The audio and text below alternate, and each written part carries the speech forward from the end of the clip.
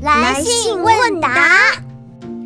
好，下一个问题，猫猫血统的民族人吃猫薄荷和木天蓼会有效果吗？我没吃过，不知道哎。那就让我们来试试吧。咦，来，这是木天蓼特调猫薄荷茶，喝喝看。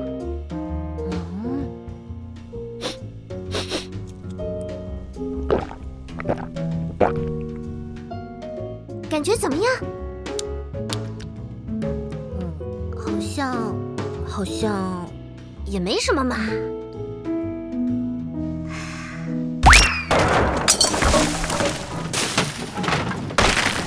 茉莉，快别爬了！好的，木天蓼和猫薄荷都可以调制成风味茶饮，在民族各大茶馆都有提供，专供给猫猫血统的民族人哦。